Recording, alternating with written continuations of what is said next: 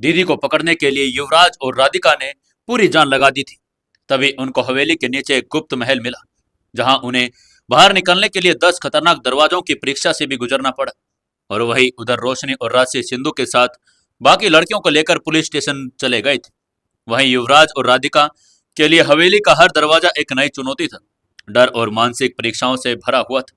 आखिरकार ये सफल होकर हवेली का 600 साल पुराना नक्शा उन्हें मिल गया था, जिससे उन्हें सारे छिपे कमरों और रहस्यों की जानकारी मिल गई थी। इन गुप्त कमरों में कुछ हथियारों का भंडार था, तो कुछ में जड़ी बूटियां और दुर्लभ औषधियों का खजाना भी था। एक कमरा ऐसा था जिसमें मानसिक शक्तियों को जगाने वाले मंत्रों और तंत्रों की पांडुलिपियां रखी हुई थी। अब आगे आज के 376वें एपिसोड में आपका स्वागत है। आपको कहानी अच्छी लग रही है तो कमेंट करके जरूर बताएं और अपने दोस्तों तक इस कहानी को जरूर से जरूर शेयर करें।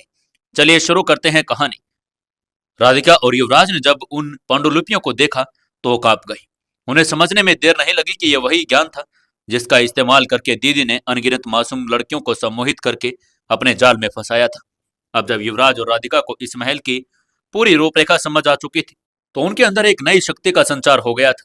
उन्हें समझ आ गया था कि उन्हें सिर्फ दीदी को पकड़ना नहीं है, बल्कि उन सभी रहस्यों का भी पर्दा उठाना है जो वर्षों से अधमरी आत्माओं की तरह इस धरती के नीचे छिपे पड़े थे। राधिका ने नक्शे को ध्यान से देखा और फिर युवराज से कहा, युवराज, अब हमें कोई नहीं रोक सकता।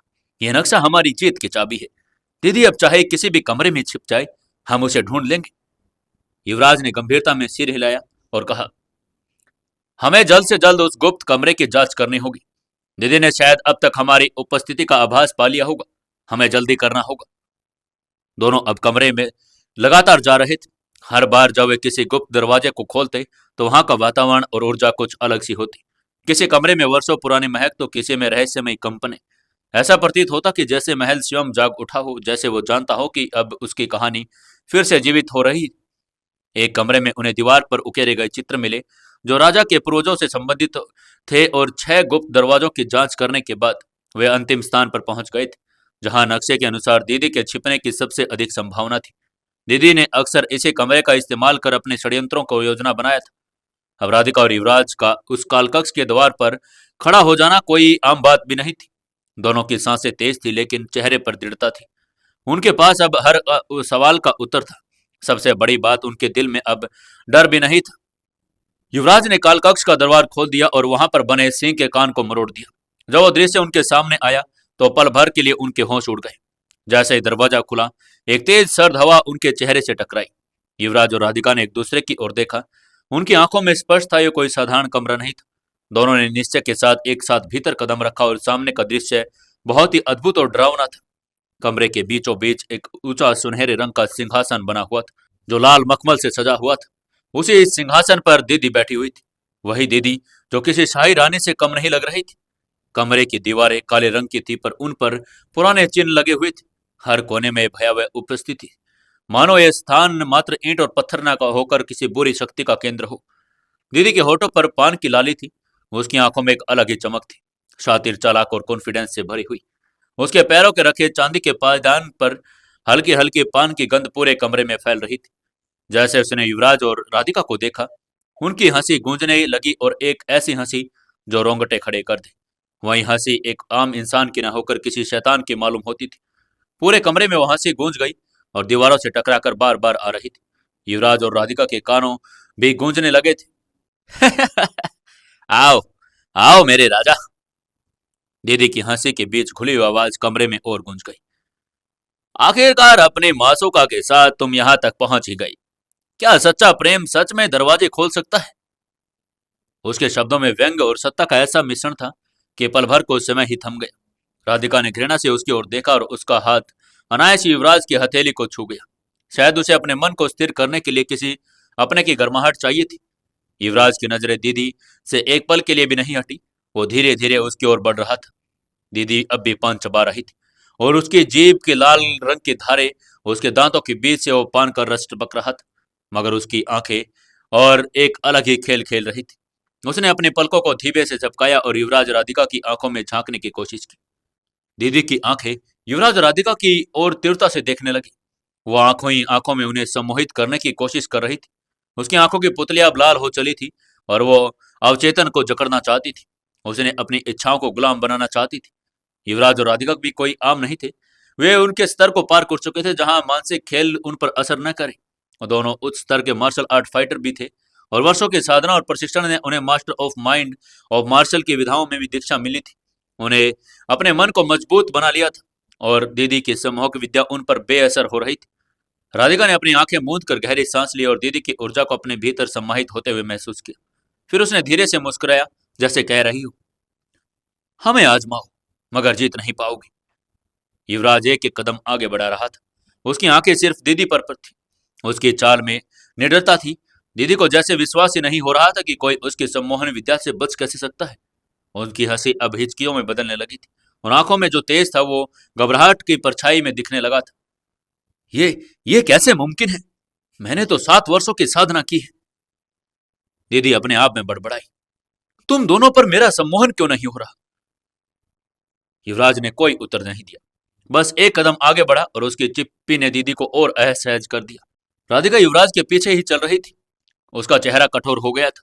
उसके मन में अतीत की वे सारी पीड़ाएं जिंदे हो उठी थी, जिनका कारण वो एक इंसान जो इंसान कहने के लायक भी नहीं थी।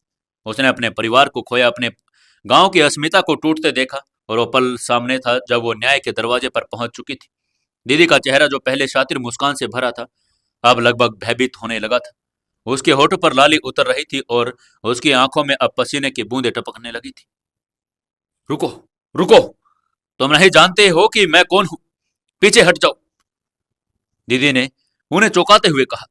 लेकिन राधिका ने एक तीखा उत्तर दिया, हमें सब पता है। तुम्हारी असली पहचान, तुम्हारे षड्यंत्र और तुम्हारा झूठा साम्राज्य, अब उसका अंत होगा। दीदी ने अचानक जोर से चिल्लाया, तुम्हें क्या लगता है तुम दोनों मुझे हरा पाओगे? तुम ये नहीं मालूम कि मेरे ऊपर कौन है? अचानक दीदी सिंहासन से उठ गई। उसने अपनी हथेली ऊपर उठाई और अपने किन्नर वाले अंदाज में एक जोरदार ताली बजाई। वो ताली किसी संकेत की तरह थी। तभी पीछे की दीवार जो अब तक ठोस प्रतीत हो रही थी, उसमें से एक गुप्त दरवाजा खुला और वहां से 3 साए बाहर निकल आई। तीनों के चेहरे ढके हुए थे। ये तीनों कोई साधारण फाइटर भी नहीं लग रहे थे। जैसे वो कक्ष के भीतर आए, उनकी ऊर्जा पूरे वातावरण में महसूस की जा सकती थी। वो ऊर्जा इतनी सघन थी कि हवा में कंपन होने लगा। तीनों फाइटर की कद काठी, ऊंची मांसल और आंखों में जुनून भरा हुआ था। उनकी चाल में साहस, चेहरे पर निर्विकार भाव, और वे दीदी के इशारे पर आगे बढ़ते गए। युवराज और राधिका अब पूरी तरह से सख्त थे। युवराज ने एक गहरी सांस ली और युवराज की ओर देखा। बिना शब्दों के उनके बीच एक मौन संवाद हुआ, और फिर अचानक उन तीनों फाइटर्स के हाथों में एक लंबी तलवारें आ गई। न कोई म्यान और न ही कोई खोल, मानो तलवारें कहीं और से ही आई हो। वो चमकदार थी और उनमें से निकलने वाली नीली चमक वो साफ दिखाई दे रही थी। राधिका ने एक नजर दीवार की ओर दौड़ाई।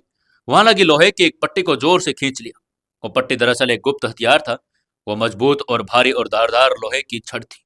उसने दोनों हाथों में उसे थाम लिया और युद्ध की मुद्रा में आ गई। उसके चेहरे पर कॉन्फिडेंस था, और बालों की लटें उसके चेहरे पर गिरकर उसके संकल्प को और भी तेज बना रही थी। युवराज ने अपने कमर में बंधी बेल्ट को खोल लिया और उसने दोनों हाथों से उसे कसकर पकड़ लिया। उसका खड़ा होना किसी फाइटर की तरह और बिल्कुल आत्मा के जैसा लग रहा था। दीदी के चेहरे पर अब भयंकर की और भय की रेखाएं भी आ गई थी, परंतु वो दोबारा हंसने लगे। अब वो भरोसा खोना नहीं चाहती थी। अगले पल तीनों फाइटर एक साथ युवराज और राधिका की ओर बढ़ने लगे। उनकी चाल में जो समन्वय था, वो एक टीम की तरह हमला करना चाहते थे। परंतु राधिका और युवराज ने भी अपने प्रशिक्षण का अद्भुत प्रदर्शन किया। राधिका की छड़ बिजली की तरह चल रही थी। वो हवा को चीरती हुई उन पर वार कर रही थी। युवराज ने बेल्ट को अपने आमने सामने वाले वारों को रोका और पलटकर वार भी किया। उसकी चालें इतनी तेज थी कि आंखें उनका पीछा नहीं कर पा रही थी। तीनों फाइटर्स ने एक के राधिका के पीछे से हमला करने की कोशिश की, लेकिन राधिका ने अपनी छड़ को पीछे घुमाकर उसकी तलवार को हवा में रोक लिया और एक किक के साथ उसे दूर फेंक दिया। दूसरे फाइटर ने युवराज की ओर छलांग लगाई और उसकी तलवार सीधे युवराज के चेहरे की ओर बढ़ रही थी, पर युवराज ने समय रहते बेल्ट को घुमाया और उसके वार को रोकते हुए उसकी गर्दन की ओर प्रहार किया। वो फाइटर जमीन पर गिर पड़ा। वो एक फाइटर बचा था जो दीदी का सबसे भरोसेमंद था। वो अत्यंत तेज और कुशल था और उसने एक साथ दोनों पर हमला करना शुरू कर दिया।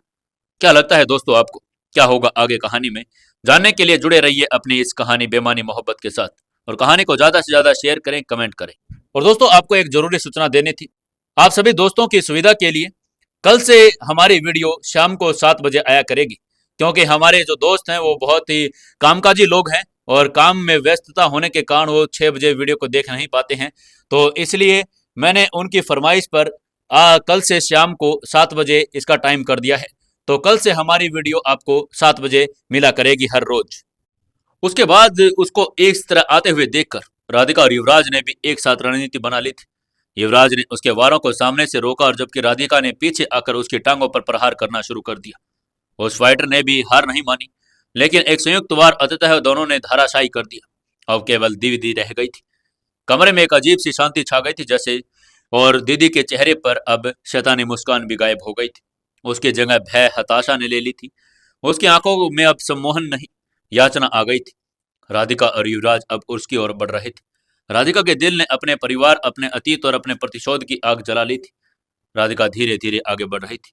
उसकी आंखों में गुस्से की ज्वाला धधक रही थी। हर कदम के साथ उसका चेहरा और अधिक सख्त होता जा रहा था, मानो वर्षों की पीड़ा आज उसकी नसों में आग बनकर दौड़ रही हो। उसके कदमों की आवाज अब बस उस कमरे के अंदर गूंजने लगी थी।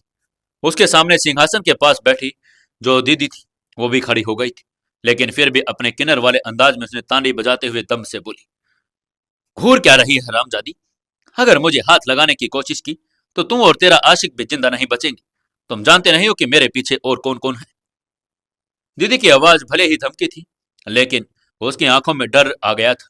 वो लगातार ताली बजा रही थी, लेकिन अब उसकी ताली में वो ठसक नहीं थी। युवराज और राधिका ने दोनों ने एक दूसरे की तरफ देखा, फिर अचानक दोनों जोर जोर से हंस पड़े। हंसी न केवल मजाक उड़ाने वाली थी, बल्कि उसके घाव में मलहम सी चुभने वाली थी। राधिका ने मुस्कुराते हुए लेकिन कठोर स्वर में कहा, मैं अच्छी तरह जानती हूं तो रावत परिवार की पालतू कुतिया है, लेकिन लगता है तूने मुझे नहीं पहचाना मैं कौन हूं। इतना सुनते ही दीदी की ताली रुक गई। उसने राधिका की तरफ ध्यान से देखा। राधिका का चेहरा पूरी तरह से स्पष्ट था। उसके चेहरे पर पुराने गहरे जख्म का निशान था, जिसे देखकर दीदी के चेहरे का रंग उड़ गया। ये कैसे हो सकता है? तो जिंदा कैसे बच सकती है? इतने मर्दों के हाथों में पड़ने के बाद भी नहीं मरी तू? दीदी की आवाज कांप रही थी। जैसे उसने राधिका का चेहरा देखा, उसका डर सामने आने लगा था। राधिका की आंखें अब गुस्से से और भी ज्यादा तेज लाल हो गई थी। उसकी सांसें और भी ज्यादा तेज थी और आंखों से ज्वाला के आग के गुब्बारे फूट पड़ रहे थे। उसने कांपते होठों से जवाब दिया, हाँ बिल्कुल सही पहचाना तुमने। मैं वही 12 साल की बच्ची हूँ जिसके पूरे परिवार को तूने मरवा दिया था और जिसके साथ तेरे आदमियों ने अपनी हवस भी बुझाई थी। लेकिन देख, आज वही बेचारी लड़की तेरे सामने तेरी मौत बनकर खड़ी है। राधिका ने अपनी आंखें दीदी की आंखों में गड़ा दी। उनमें ऐसा तेज था कि कोई भी सीधे देख न पाई। दीदी अब एक कोने में सिमट चुकी थी, लेकिन राधिका की आंखों का तूफान उसकी ओर बढ़ता ही चला जा रहा था। राधिका ने आगे बढ़ते हुए दीदी के बालों को कसकर पकड़ा और बिना एक पल के देरी किए उसके चेहरे पर 3-4 जोरदार घूंसे मारे। दीदी का चेहरा लहूलुहान हो गया। उसके दांत जमीन पर गिर पड़े और होठ फट गए। नाक से खून बहने लगा। राधिका रुकने का नाम नहीं ले रही थी। उसके भीतर वर्षों का जला हुआ लावा फूट रहा था और वो दीदी को घसीटते हुए जमीन पर ले आई। लगातार मुक्कों और लातों से मारती रही। दीदी का शरीर तड़प रहा था, मगर वो खुद को बचा भी नहीं पा रही थी। दीदी बेहोश हो चुकी थी, मगर राधिका अब भी मार मार रही थी। मानो जब तक दीदी का एक सांस न निकल जाए तब तक वो उसका बदला अधूरा ही था। उसकी और आंखों में वो ज्वाला अब भी धधक रही थी। चेहरे पर वो दुख और गुस्से का विचित्र मिश्रण था जो किसी ज्वालामुखी के फटने जैसा था। तभी युवराज ने दौड़कर राधिका को पकड़ लिया। उसने उसे पीछे से कसकर पकड़ लिया ताकि वो ना मारे, लेकिन राधिका छटपटा रही थी और उसकी आवाज थतरा रही थी। छोड़ो, छोड़ो मुझे युवराज। मैं जब तक इसकी एक एक सांस भी नहीं पूरी कर दूं, मुझे चैन नहीं मिलेगा।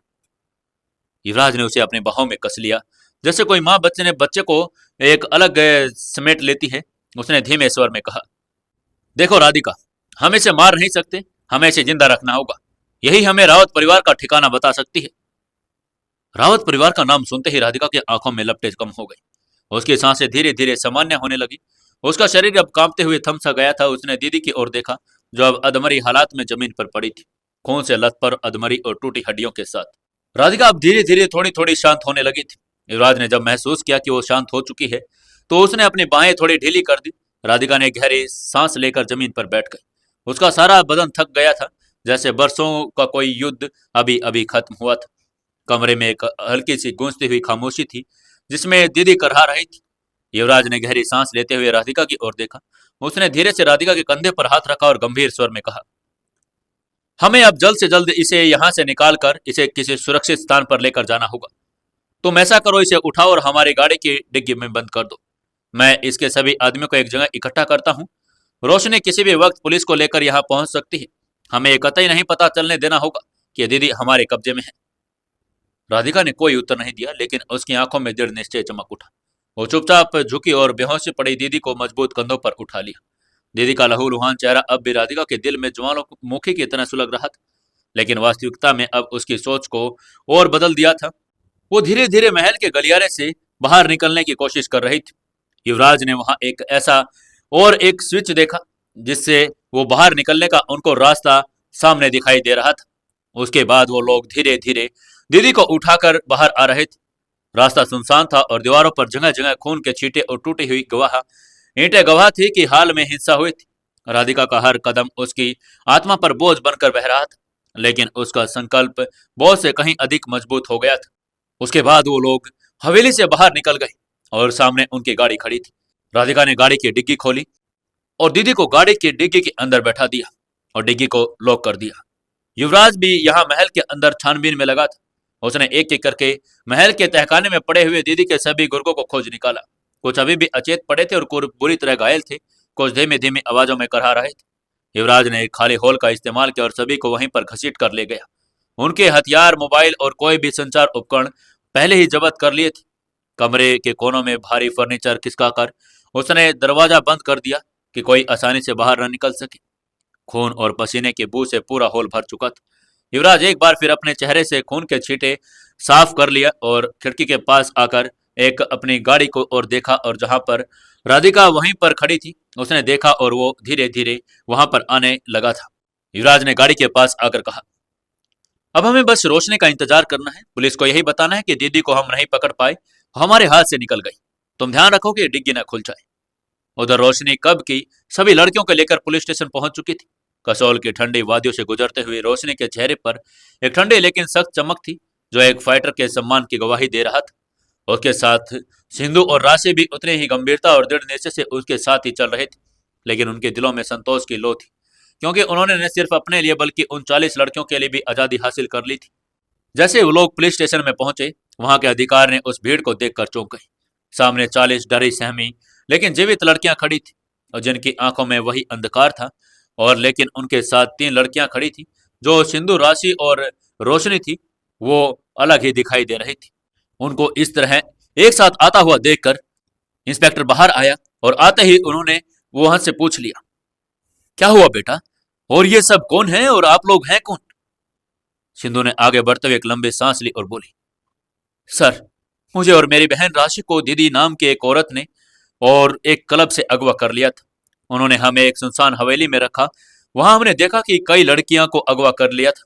वो सब लड़कियां जिन्हें बाद में तस्करी के लिए बेचा जाएगा। उसकी बात में आगे बढ़ाते हुए राशि ने कहा, हमने मौका पाते ही हमारे साथियों की मदद से पहले तो खुद को आजाद किया और फिर वहां कैद सभी लड़कियों को ही बाहर निकाल लिया। ये देखिए सर, ये सब लड़कियां वहां से बचा कर लेकर आए हम। पुलिस स्टेशन में एक पल के लिए सन्नाटा छा गया। हर पुलिस वाले की आंखें चौड़ी हो गई थी। इंस्पेक्टर ने गंभीरता से चारों ओर देखा, फिर अपनी वॉकी टॉकी उठाई और एकदम सख्त आवाज में कहा, सभी टीम को अलर्ट कर दो। एक बड़ा रैकेट है और इन लड़कियों की जान अभी भी खतरे में हो सकती है। इसके बाद रोशनी ने तेजी से इंस्पेक्टर को सारी बात बताई और कैसे युवराज और राधिका ने हवेली पर हमला बोला था, कैसे दीदी के लड़के वहां मौजूद थे और कैसे वे अभी दोनों अंदर ही हैं।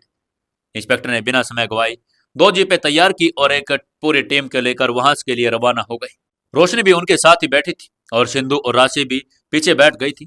रोशनी बैठी बैठी यही सोच रही थी कि युवराज और राधिका बचे भी हैं या नहीं, क्या वो वहां पर उनको मिलेंगे भी या नहीं, और क्या होगा आगे जानने के लिए जुड़े रहिए कहानी के साथ। दोस्तों, 378वें एपिसोड में आपका स्वागत है। चलिए शुरू करते हैं कहानी। पुलिस की जीपें और रोशनी, सिंधु और राशि सभी हवेली की ओर बढ़ रहे थे। अंधेरे आसमान में तारे छिप गए थे और हवेली के आसपास का वातावरण भी पूरी तरह से सन्नाटे में डूब गया था। चारों ओर सिर्फ पुलिस की गाड़ियों की लाइटें चमक रही थी और उनके सायरन की हल्की हल्की आवाजें अब भी हवेली की दीवारों से टकरा रही थी।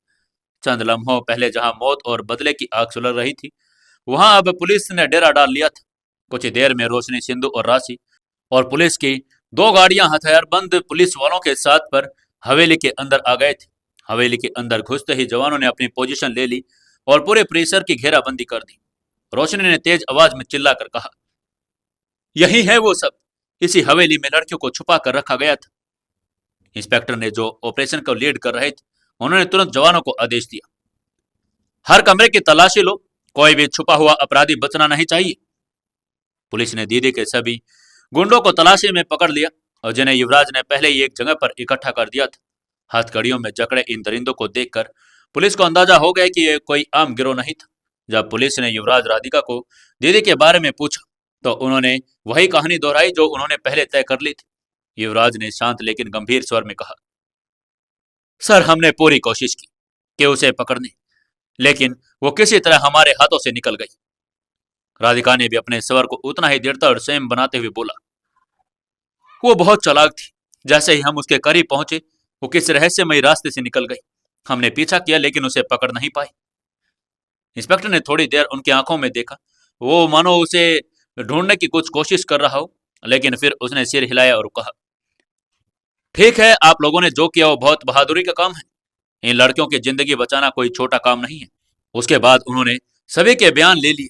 सिंधु और राशि ने जो कुछ भी देखा था वो सही बताया और शब्दों में बयां करना आसान नहीं था, लेकिन उन्होंने दिल पर पत्थर रखकर छोटी से छोटी बात बताई। पुलिस वालों की आंखों में भी उनके बयान सुनकर एक क्षण को आक्रोश और करुणा की लहर दौड़ गई थी। इस सब में रात्रि के 12 बज गए थे। हवेली अब वीरान हो चुकी थी और पुलिस की आखिरी गाड़ी भी वहां से चली गई थी। रोशनी ने मुड़कर देखा, युवराज और राधिका कुछ सोच में डूबे हुए थे। उनकी आंखों में चिंता की एक अलग छाया थी। युवराज और उसके साथियों को अकेडमी से निकली हुई एक रात और एक दिन हो गया था। राधिका ने धीमे स्वर में कहा, हम कल रात से अकेडमी से निकल गए। मुझे डर है कि कहीं हमें डिस्क्वालीफाई ना कर दिया हो। युवराज ने उसकी तरफ देखा और कहा, इस समय तो यही डर सबसे बड़ा है। हमने जो किया वो सही था, लेकिन नियमों के विरुद्ध भी। हमें तुरंत अकेडमी लौटना चाहिए। पांचों तेजी से अकेडमी की ओर निकल गई। रास्ते भर किसी ने कुछ नहीं कहा, हर कोई अपनी सोच में डूबा हुआ था। जैसे वो अकेडमी पहुंचे, वहां सब कुछ शांत था। चारों ओर सन्नाटा और ठंडी हवा बह रही थी। किसी भी जिम्मेदार अधिकारी से बात करने का कोई जरिया नहीं था। सब अपने अपने कमरों में जा चुके थे। लेकिन जैसे उन्होंने अपने कमरों की ओर कदम बढ़ाए, वे ठिठक गए। उनके कमरे में ठीक बाहर अंधेरे में एक तेज कदकाठी वाली साया पहले से खड़ा था। वो सीनियर अभिमन्यु वहीं पर उनका इंतजार कर रहे थे। उनकी आंखें आग की तरह जल रही थी, जैसे वो वही शक्ति और गंभीरता लिए, लेकिन एक अलग ही किस्म की चुप्पी उनके चेहरे पर मंडरा रही थी। राधिका और युवराज ने एक दूसरे की ओर देखा और बिना कुछ बोले उनके कदम खुद ब खुद उस ओर बढ़ चले। युवराज ने सबसे पहले चुप्पी तोड़ी और सीनियर अभिमन्यु के पास जाकर कहा, क्या हुआ सीनियर, आप इतनी रात को यहाँ क्यों खड़े हैं? सीनियर अभिमन्यु ने एक नजर सभी पर डाली। उनकी आंखों में वो तेज था जिससे कोई भी उनसे नजर नहीं मिला पा रहा था। मैं यहाँ क्यों खड़ा हूं तुम्हें नहीं पता। तुम सब कहाँ थे पूरे दिन से? प्रतियोगिता बोर्ड ने तुम्हारे खिलाफ कार्यवाही पर चर्चा की है। बिना किसी सूचना के गायब होना, यह कोई मामूली बात नहीं है। तुम सब जानते हो कि यह कितनी गंभीर बात है। सीनियर अभिमन्यु ने उन सभी से पूछ लिया। उनके शब्द तलवार की तरह लग रहे थे। युवराज, राधिका, रोशनी, सिंधु और राशि सभी ने एक दूसरे को देखकर सिर झुका लिया। कोई कुछ नहीं कह पाया। वातावरण में एक अजीब सी चुप्पी छा गई थी। उनके मन में हलचल मच गई थी। क्या वे सीनियर अभिमन्यु को सारी सच्चाई बता दें? क्या उन्हें बताना चाहिए कि उन्होंने 40 लड़कियों को नर्क जैसी जिंदगी से आजाद करवा दिया है? क्या ये कोई बात मानेगा या उल्टा वो लोग और मुसीबत में पड़ जाएंगे? राधिका की आंखों में एक अनकही पीड़ा थी। युवराज ने अपने हाथ की मुट्ठी को भींचे रखा और उसकी नसें तन चुकी थी। रोशनी और सिंधु, जो थोड़ी ही देर पहले बहादुरी के साथ पुलिस स्टेशन में सच्चाई बयां कर रही थी, वो भी अब खामोश हो गई थी। सीनियर अभिमन्यु ने देखा कि कोई जवाब नहीं दे रहा है। उनका सब्र अब जवाब देने लगा था। उन्होंने और कड़क आवाज में कहा, ठीक है, अभी कुछ मत कहो, लेकिन सुबह जवाब देना ही पड़ेगा। बोर्ड के सामने, मेरे सामने और पूरी अकेडमी के सामने। जो किया है उसका जवाब तो देना पड़ेगा। अब जाओ अपने अपने कमरों में। उसके बाद उन्होंने पीठ घुमाई और तेज कदमों से वहां से चले गए। उनके जाने के बाद जैसे सबने एक सांस ली। सबके चेहरे पर तनाव के गहरे साए आ गए। उन्हें अब सुबह का डर सताने लगा था। चुपचाप, जैसे कोई अपराधी सजा का इंतजार करता है, वैसे ही सभी अपने अपने कमरों की ओर बढ़ गए। रोशनी और सिंधु कमरे में आ गए थे और रोशनी ने चुपचाप दरवाजा बंद किया और बिस्तर पर बैठते हुए बोली, क्या हमने कोई गलती तो नहीं कर दी? सिंधु ने उसका हाथ पकड़ते हुए कहा, हमने किसी की जिंदगी बचाई है रोशनी। जो भी किया है दिल से किया, गलत नहीं किया। अब बस देखना है कि कल क्या होगा।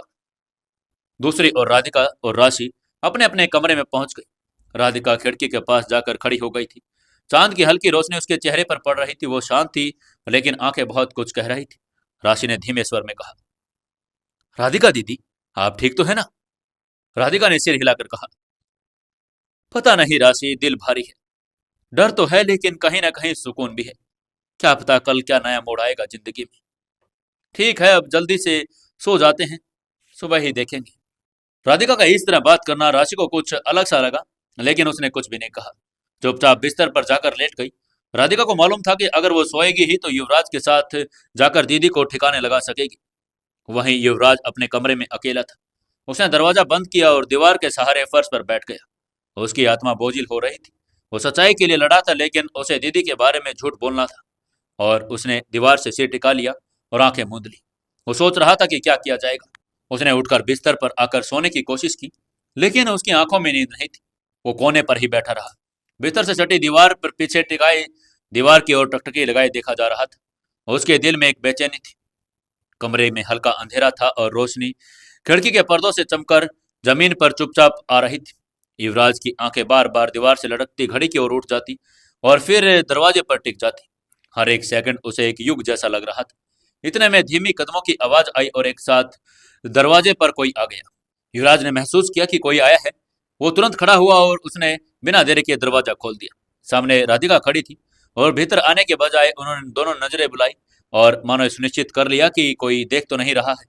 उसके बाद उन्होंने अपने आप से ही कहा, चलो चलकर देखते हैं। युवराज ने सिर हिलाया और दबे पांवों से बाहर की ओर चल पड़े। राधिका के कमरे में राशि और गहरी नींद में सो गई थी। उसके जाने से पहले सुनिश्चित कर लिया था कि राशि अपने थकान से चूर होकर नींद की गहराइयों में जा चुकी थी। दोनों ने बिना आवाज किए सीढ़ियों से नीचे आए और एक कोने में अपनी गाड़ी के पास आ गए। उन्होंने कार का दरवाजा खोला और उसके अंदर बैठ गए। वो एक दूसरे की तरफ देखकर यही सवाल कर रहे थे कि अब दीदी का क्या करना है। राधिका ने गहरी सांस ली, फिर युवराज की ओर देखते हुए पूछा, अब हम क्या करेंगे और इसे कहाँ लेकर चले? युवराज ने एक पल के लिए अपने गाड़ी का स्टीयरिंग थामे रखा और फिर जवाब दिया, हमें इसे एक ऐसी जगह लेकर जाना होगा जो सुरक्षित हो और जहां से हम अकादमी के नजदीक भी रह सकें, ताकि जरूरत पड़ने पर जल्दी वापस आ सकें और इसे भी बिना किसी खतरे के रख सकें। राधिका ने उसकी बात पर चिंतित होकर सिर हिलाकर कहा, लेकिन हमें ऐसी जगह कहाँ मिलेगी युवराज? हम तो यहाँ शिमला में किसी को जानते भी नहीं। उसी क्षण युवराज की आंखों में एक पलक चमक आ गई। उसके चेहरे पर विचार की एक लहर दौड़ गई और वह हल्के से मुस्कुराया और कहा, माथुर जी। माथुर जी? हाँ, माथुर जी। यहाँ के करीब 10 किलोमीटर उनकी एक पुरानी कोठी है। अब वो वहीं पर रहते हैं, अकेले। मेरे बिजनेस पार्टनर बहुत भरोसेमंद इंसान हैं। अगर मैं उन्हें कॉल करूं तो शायद वो हमारी मदद कर देंगे।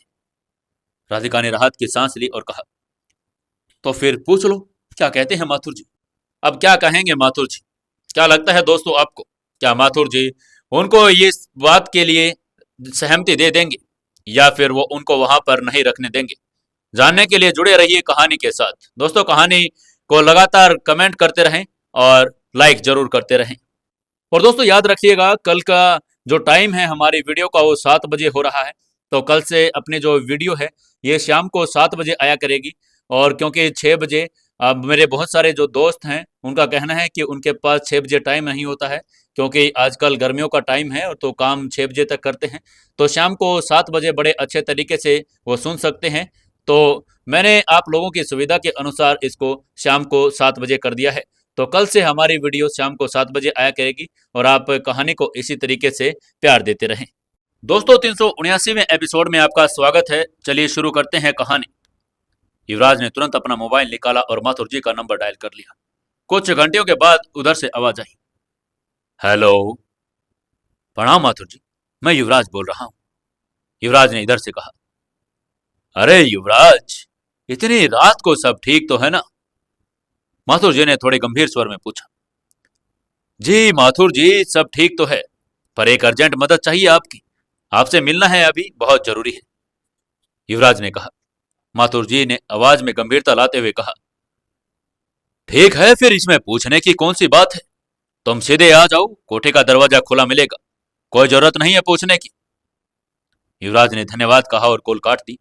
फिर उसने राधिका की ओर देखा और कहा, चलो, उम्मीद है माथुर जी हमें निराश नहीं करेंगे।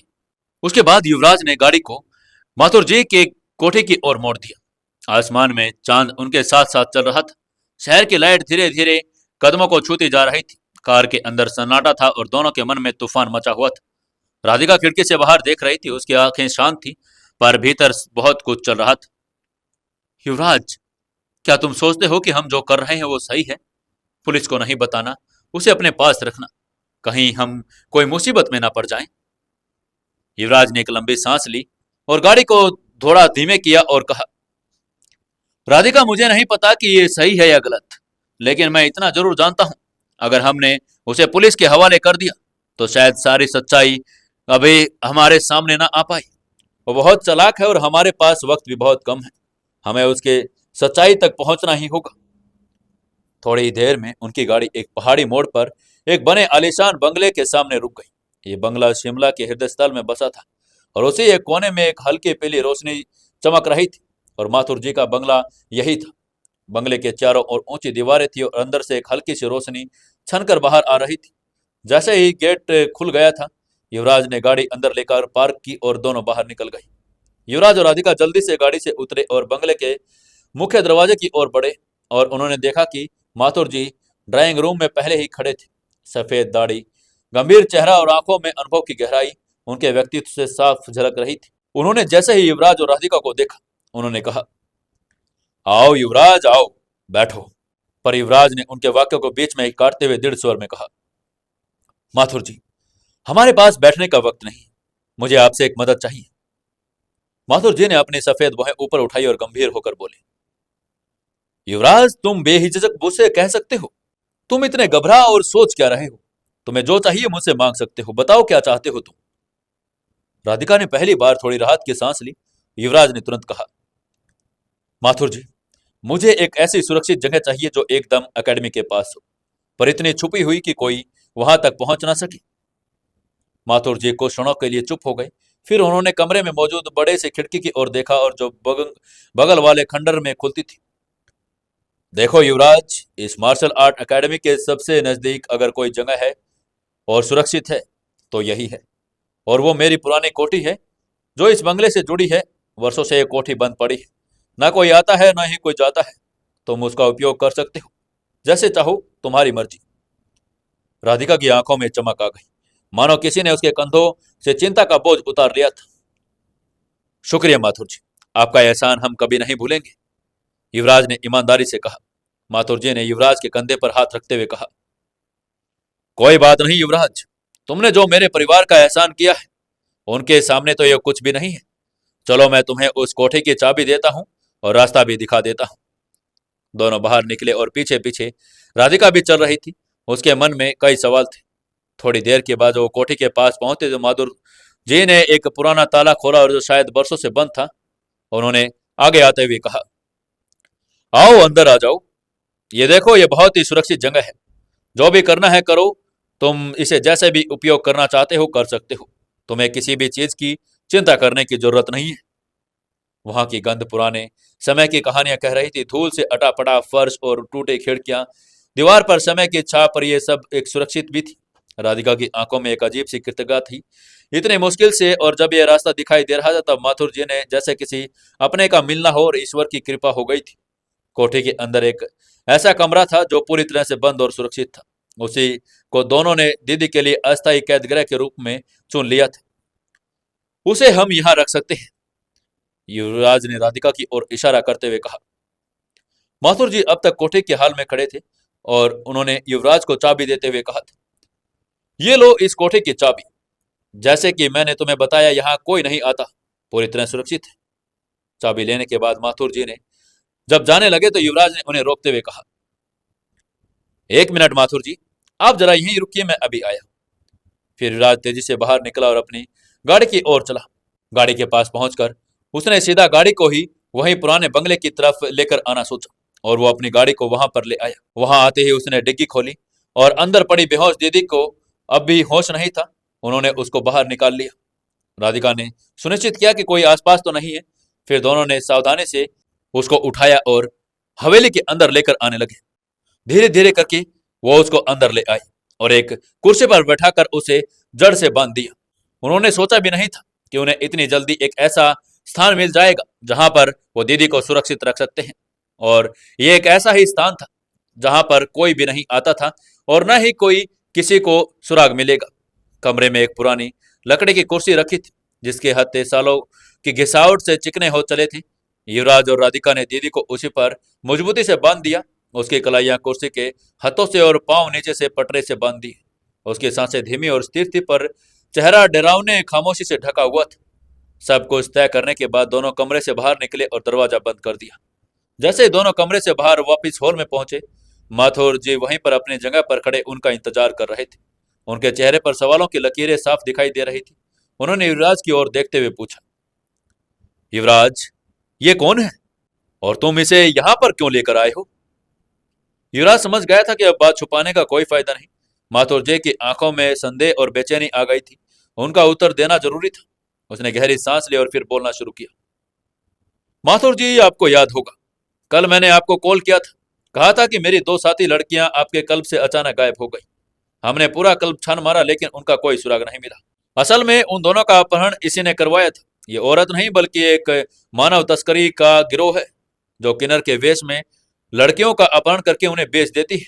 जब हमने क्लब से निकलकर उसे खोजने की कोशिश की तो हमें एक हवेली दिखाई दी और हवेली में हमें इनका पता लगा। और माथुर जी, आप यकीन नहीं करेंगे, जब हमने वहां पर हर तरीके से छानबीन की तो हमें वहां पर 40 से भी ज्यादा लड़कियां मिली।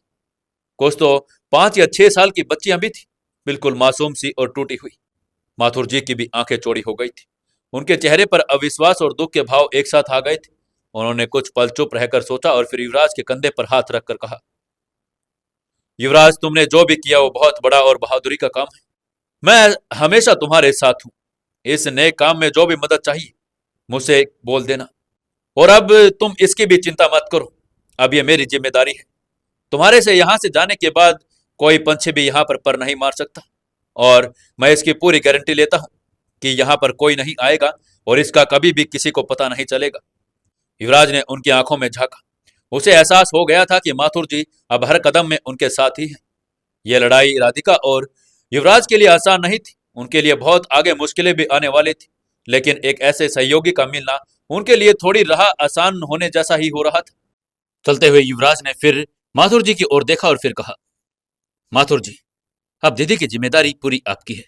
जब तक हम अगला कदम न उठा लें तब तक इसे किसी के हाथ में मत पड़ने देना। क्या लगता है दोस्तों आपको, क्या माथुर जी अपना वादा पूरा कर पाएंगे? क्या होगा आगे कहानी में जानने के लिए जुड़े रहिए कहानी के साथ। और दोस्तों याद रखना, कल से वीडियो 7 बजे आया करेगी। ये आप अपना रिमाइंडर सेट कर लें। और क्योंकि आप बहुत सारे दोस्तों का कहना ही है कि 7 बजे ही डालें, तो आप लोगों की सुविधा के लिए कल से वीडियो 7 बजे आया करेगी। याद रखना, 7 बजे। दोस्तों 380वें एपिसोड में आपका स्वागत है। चलिए शुरू करते हैं कहानी।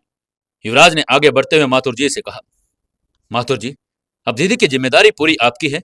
जब तक हम अगला कदम न उठाएं तब तक इसे किसी भी हालात में यहां से बाहर मत निकलने देना।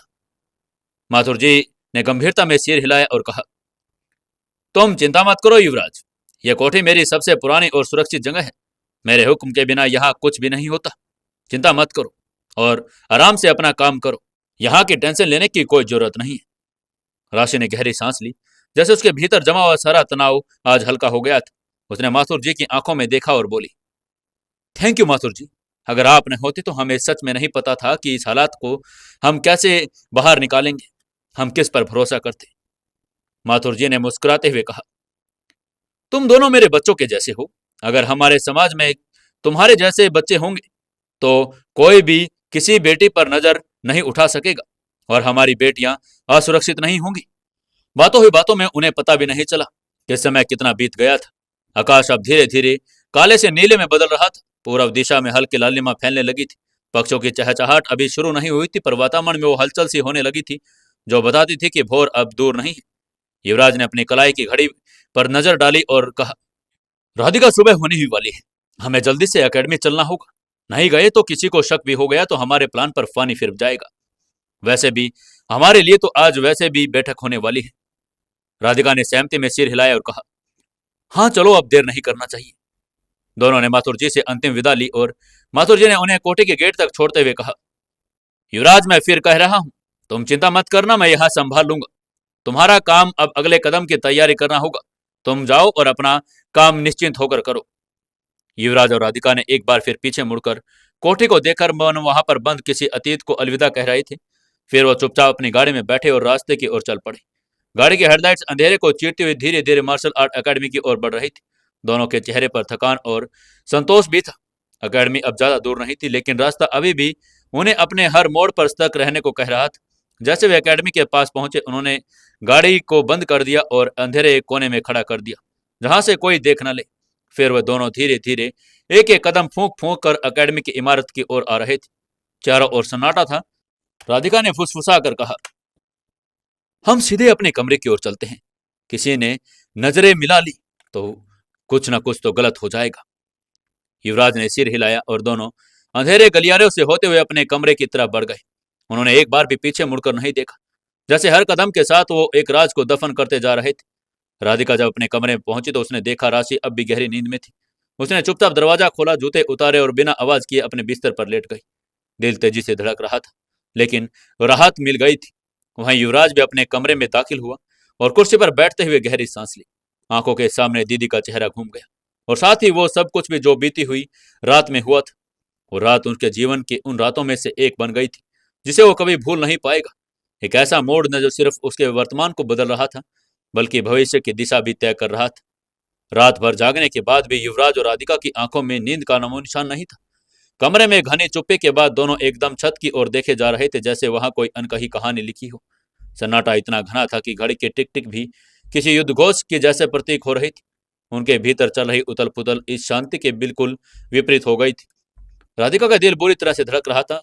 उसका मन बार बार यही सोच रहा था कि अगर दीदी ने होश में आने के बाद भी कुछ नहीं बताया तो क्या होगा। उसका वो भेद खोल देगी या चिल्लाकर सबको बुला लेगी। पर इससे बड़ी चिंता थी कि कल पूरे दिन की उनकी टीम में तीनों मेंबर्स राशि, युवराज और रोशनी को वो पूरी तरह से गायब थे और तीनों की गैर मौजूदगी में बोर्ड उन पर आज कुछ ना कुछ तो एक्शन लेने वाला था। राधिका के चेहरे पर चिंता की लकीरें साफ झलक रही थी। उसके पलकों पर थकावट की परतें थी, लेकिन मन में व्यस्तता थी। नींद को पास भी फटकने की इजाजत नहीं थी। तभी अचानक पास में सो रही राशि ने करवट बदलते हुए एकदम से झपकी खोल ली। उसकी आंखों में अभी भी हल्की नींद थी, पर जैसे उसने मोबाइल उठाकर देखा कि सुबह के 7 बज गए हैं, वो तुरंत एकदम से चौकन्नी हो गई। राशि ने झटपट मोबाइल को चार्जिंग पर लगाया और राधिका की ओर देखा, जो अब तक आंखें बूंदे पड़ी थी और दरअसल वो पूरी तरह से जाग रही थी। जैसे राशि ने उसे हिलाया और कहा, राधिका दीदी उठो, सुबह हो गई है, जल्दी तैयार हो जाओ, आज फिर मुकाबले हैं। राधिका ने अनमने ढंग से आंखें खोली, जैसे उसे अभी अभी गहरी नींद से उठाया गया था, लेकिन उसके भीतर तो रात भर एक तूफान मचा हुआ था। उधर रोशनी और सिंधु भी अपने कमरे से खड़ी हो गई थी और सिंधु ने खिड़की का पर्दा हटाया और ठंडे की सुबह की रोशनी कमरे में आ गई। रोशनी ने धीरे से उठते हुए कहा, आज का दिन बहुत भारी है, पता नहीं क्या होने वाला है।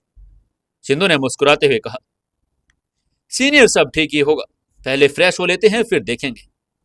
दूसरी तरफ युवराज जो पहले से जागा हुआ था, जैसे ही खिड़की से आती हुई सुनहरी रोशनी उसके कमरे में पड़ी, वो बिस्तर से उठा और वॉशरूम की ओर बढ़ गया।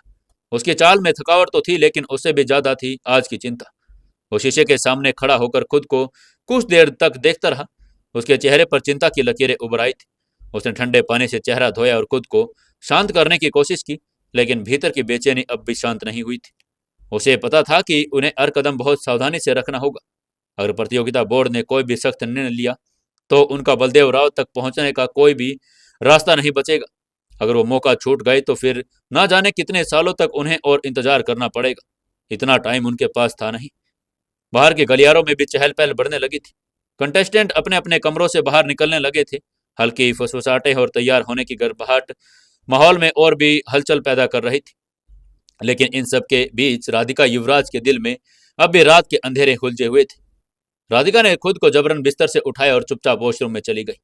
उसने ठंडे पानी से नहाकर खुद को ताजगी देने की कोशिश की, लेकिन दिल में जो भारीपन था वो अब भी वैसा ही वैसा था। वो तैयार होकर कमरे से बाहर निकली तो देखा राशि पहले से तैयार हो चुकी थी। शीशे के सामने खड़ी थी और अपने बाल बना रही थी। राधिका ने हल्की मुस्कान के साथ उसकी ओर देखा, लेकिन वो मुस्कान भी मानो उसके भीतर हजारों सवाल का बोझ छुपाए हुए थी।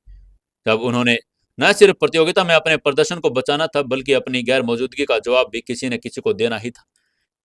सभी धीरे धीरे अपने कमरों से बाहर निकलने लगे। राधिका सबसे पहले बाहर निकली और उसके बाल बंधे हुए थे, लेकिन आंखों में अब भी लाली थी, शायद जागने की वजह से। उधर रोशनी और सिंधु भी अपने कमरे से बाहर निकल आई थी। एक दूसरे की तरफ उन्होंने बिना कुछ देखे ही ऐसे ही चल रही थी। युवराज भी अपने कमरे से बाहर आ गया था। सबकी निगाहें एक पल के लिए उस पर टिक गई। उसकी चाल में वही तेज था और वही कॉन्फिडेंस। उसमें कुछ भी ऐसा नहीं लग रहा था कि उसके अंदर कुछ हुआ है। चलो नाश्ता कर लेते हैं जल्दी से, युवराज ने उनके पास आते ही कहा। राधिका ने हाँ में सिर हिला दिया और सभी पीछे पीछे कैंटीन की ओर चल पड़े। एकेडमी की गलियां अभी भी शांत थी और बाकी कंटेस्टेंट बहुत सारे तैयारियों में लगे हुए थे। कैंटीन तक पहुंचते पहुंचते ही सूरज पूरी तरह से आसमान में चढ़ चुका था। वहां मौजूद स्टाफ ने जब इन पांचों को देखा तो कुछ देर के लिए सब कुछ थम सा गया। यह वही टीम थी जो कल पूरी दिन से गायब थी और अब जैसे कुछ टूटा हुआ सा लेकर लौटी थी। कैंटीन में बैठते हुए युवराज ने चारों ओर कुर्सियां खिसकाई। सब चुपचाप बैठ गए। टेबल पर प्लेटें रखी थी। उसके बाद उनके पास पराठे, उबले अंडे और फल और दूध सब कुछ आ गया था, लेकिन किसी का मन खाने को नहीं कर रहा था। राधिका ने अपने प्लेट की तरफ देखा, फिर युवराज की ओर। दोनों की निगाहें मिली और वो जैसे कुछ कुछ बातें कर रहे थे। कुछ तो खाना ही पड़ेगा, रोशनी ने धीरे से कहा। उसकी आवाज में थकावट थी, लेकिन साथ ही एक दृढ़ता भी। हमें मजबूत बने रहना है। अगर हम टूट गए तो फिर जो करने निकले थे वो अधूरा रह जाएगा। इसलिए चलो थोड़ा थोड़ा तो खा ही लो, रोशनी ने फिर कहा। युवराज ने सिर हिलाया और एक छोटा सा निवाला उठाया। उसका यह छोटा सा प्रयास बाकी चारों के लिए प्रेरणा बन गया।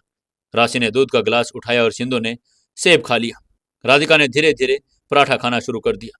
उसके बाद उन्होंने थोड़ा बहुत खाया और जितना जरूरी था उतना उन्होंने खा लिया। कैंटीन का माहौल बहुत अजीब था। न कोई बातचीत कर रहा था और न ही कोई हंसी थी, न ही कोई किसी की फुसफुसाहट, लेकिन सबके मन में कुछ न कुछ तो चल ही रहा था। आज क्या होगा ये उनके मन में ऐसे एक बहुत ही भयानक किस्सा बन गया था। अगर उन्हें आज किसी ने सवाल किया, अगर उन्हें प्रतियोगिता से बाहर कर दिया गया तो वो आगे क्या करेंगे। कुछ ही मिनटों बाद सबने अपनी प्लेटों को वैसे ही छोड़ दिया और चुपचाप खड़े हो गए। उसके बाद वो स्टेडियम की ओर रवाना होने के लिए तैयार हो गए थे। चलते समय राधिका ने एक बार फिर पीछे मुड़कर कैंटीन की ओर देखा, जैसे उसने वहां पर कोई चोट छोड़ दी थी, लेकिन वहां पर कुछ भी नहीं था। फिर उसके बाद वो आगे बढ़ती रही। सभी के सभी स्टेडियम के अंदर पहुंच गए थे। स्टेडियम के अंदर सभी टीम मेंबर और सभी के सभी जूरी मेंबर्स भी उनकी तरफ निगाहें तेज करके देख रहे थे।